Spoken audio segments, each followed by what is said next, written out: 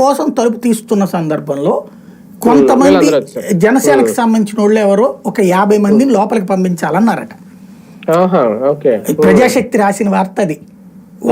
పంపించాలన్నప్పుడు వాళ్ళని పంపిస్తున్నప్పుడు క్యూ లైన్లకు పంపిస్తున్నారేమో అన్నటువంటి కోపం వచ్చేసింది అన్నమాట. క్యూ లైన్లకు పంపిస్తున్నారు, అందుకని ఒక్కసారిగా అందరూ ఎగబడ్డారు, తొక్కిసలాట జరిగిందని ఒక్క ప్రజాశక్తి రాసింది.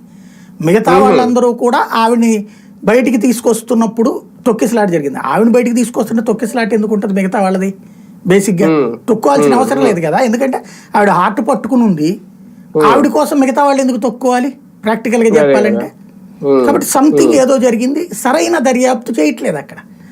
ఇప్పుడు ఏమైపోయింది, పుష్కరాల తరహాలోనే అయిపోయింది. 6 చనిపోయారు, ఏం చేస్తాం మనం? పరిహారం ఇచ్చేసాం, క్షమాపణ చెప్పేసాం, వాళ్ళందరికీ దర్శనం చేసాం, అయిపోయింది కదా అనుకుంటున్నారు తప్పించి వాస్తవంగా ఇప్పుడు ఆ జ్యుడిషియల్ ఎంక్వైరీ అంటున్నారు కదా, జ్యుడిషియల్ ఎంక్వైరీనా ఎలా తెలుస్తారు, ఏమని తెలుస్తారు అనేది ముఖ్యం. ఇది పత్రికల వాళ్ళు రాసినటువంటి దాంట్లో ఈనాడు, జ్యోతి, సాక్షి వీళ్ళెవరు రాయాల, ఒక ప్రజాశక్తి ఆ మొక్క టచ్ చేసింది. ఒక 50 మందిని పంపించేటప్పుడు వచ్చినటువంటి గొడవ అన్నటువంటి తొక్కిసలాట, అందరూ కూడా పరుగులు పెట్టారు, దానివల్ల జరిగింది అన్నటువంటి. అంటే ఇందులో జ్యోతి కొంత రాసింది, సగం రాసింది. ఏమని?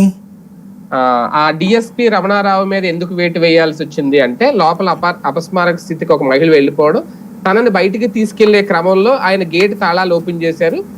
ఆమెను బయటికి తీసుకెళ్తుంటే మిగిలిన వాళ్ళందరూ గేట్లు ఓపెన్ చేసేసారు అనుకుని ఒకేసారిగా వచ్చేసి ఆ తొక్కిసలాట జరిగింది. ఆయన తాళాలు ఓపెన్ చేయడమే తప్పు, అందుకని ఆయన మీద వేటు వేశారు. అంతవరకు ఆ కోణం వరకు అయితే జ్యోతిరాజ్ అది తప్పు కదా. ఇప్పుడు ఒక మనిషి